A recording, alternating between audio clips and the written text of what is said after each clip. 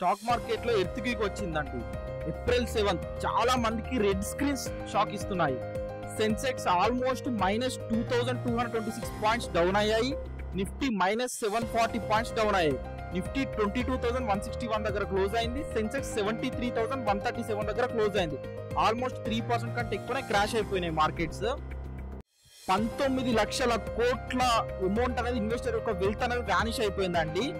బిఎస్సిలో market capitalisation 403 కోట్ల నుండి 380 కోట్ల వరకు పడిపోయిందండి.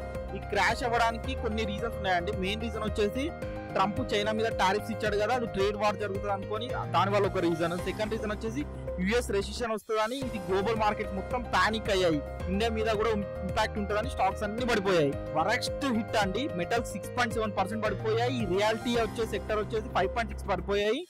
ఐటీ, పిఎస్యూ బ్యాంక్స్, ఆటో అన్ని క్రాష్ అయ్యాయి. ఇండియా విక్స్ ఆల్మోస్ట్ 65% స్పైక్ అయిందండి. హై వోల్టాలిటీ అనేది ఉంది. ఇంకా ట్రేడర్స్ పానిక్ అవ్వకండి, మీ ప్లాన్ కి స్టిక్ అవ్వండి, ఎమోషన్ లేకుండా ట్రేడింగ్ అనేది చేయండి.